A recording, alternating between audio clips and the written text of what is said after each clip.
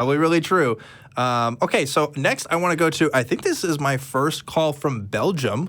I want to talk to Fred, calling in from Belgium. What's up, Fred? Hey, yeah, I'm doing fine. Dan and Phil, I was interested by what you had to say about electric cars. I'm a bit of an EV enthusiast. Me too. Although that not, oh, thank you. So although that might not be directly a religious subject, I do find when I discuss the subject with people that there are a lot of similarities with my discussions with people about religion. Isn't that interesting, right? Because people are like super defensive about their gas-powered cars and stuff that they'll just say anything to defend that belief. Yeah, I think there's some similarities there. I think you're absolutely right, and I've experienced that, and I think that's just a human thing, but because I am a big fan of EV cars, and I think they are absolutely the future, and Europe is way ahead of the United States. But yeah, people will defend anything and everything they believe and do it poorly and illogically. Yeah, and just, my comments on those cars, like, regardless of what you think of Elon Musk, I really like the Teslas. Like, those They seem to be nice cars. I saw a Tesla today, and it's just like, damn, like, if I had to switch cars today to a new car, I'd probably get a Tesla, to be honest with you. So Fred, do you have an electric car? I do. I have a BMW i3. i3, very nice car. I've had that for 5 years. So just to give you an example of how people argument for or against it, one of the examples you hear very often is the production argument.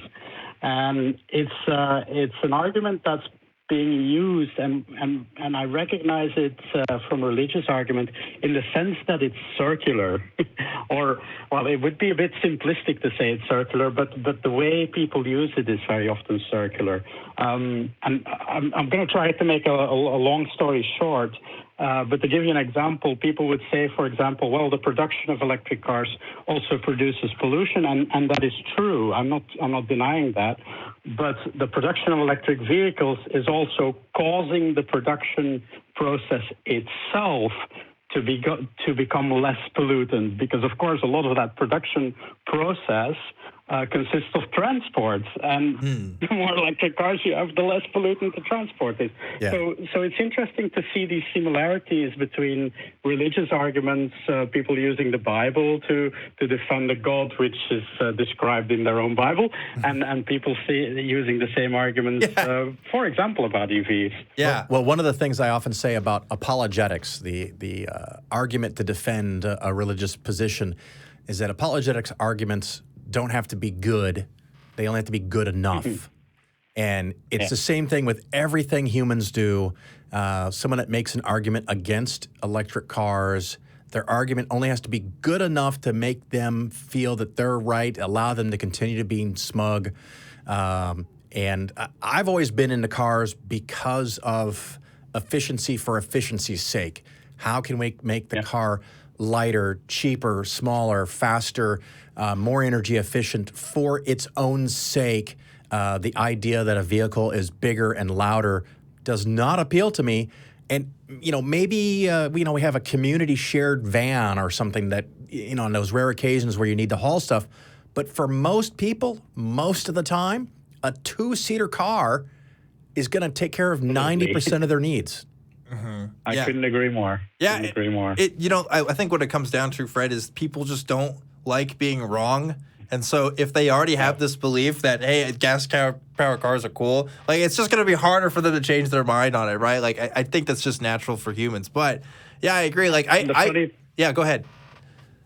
The funny thing, I think, is that I come from a family, my father is a great car enthusiast, and I understand it, I get it, but it's not the way of the future, and not only from an ecological point of view, but also from an economical point of view. We really have to start thinking about how we're going to live our lives for the next couple of 100 years and whether this is doable. Yeah. Whether we're going to still be here this way. When I got to Austin for my visit this week, they didn't have an economy car like I'd asked for, and they upgraded me for free to a Mustang, a Chevy Mustang, Ford Mustang. Oh, cool. Yeah, shit, I don't know these kinds of cars. And I've never thought that kind of car was cool, although I have to admit, when I pushed the button and it went vroom, for a few seconds, that was kind of cool, but it never turned off. We drove this car around the city, and it was like a diesel truck was behind us the whole time, drove me nuts. And apparently it has a firm suspension, so you feel every bump in the road on purpose. And I'm thinking to myself, who buys this? Now, I know people love a car like that because it drives like that. And that's cool, but it's not for me. I want the most crazily aerodynamic and fuel-efficient thing available so I can have a smaller footprint of damage on this planet for those that come after me. Yeah, that, and I want to have the smallest budget possible going towards There you go. whatever, energy expenses I have for my vehicle. I don't own an electric vehicle myself, but again, if I had to switch, I've thought about this. I would want an electric vehicle. I think that's the future. I think that's what people need to be. You should get an looking towards. i3. Yeah? Yeah, they're pretty good. Yeah, They're nice. Well, Fred, thanks for calling in about this. This was a cool and different topic. And if you have any other stories of talking about this with people, I'd love to hear it, because that's really funny that, I never thought about it until now. But yeah, there's definitely some similarities there between kind of the stuff we're talking about definitely. here. So. And I'm having a lot of discussions with people about religion too. So Yeah. there's a JW. I'm not an ex-JW or something, but there is a connection which I cannot talk about now. But We understand. There's a potential for another talk about. Sure. Thank you so much. Yeah, thanks for calling, Fred. Really cool. The other one, of course, we talked about it last year that was like religious arguments, was when I would argue with people about Bitcoin. Yes. Oh, my God. That was just like talking to a cult member. Yeah. But Yeah. we don't want to drag that aside. No, not going back into the Bitcoin mines today. None of that.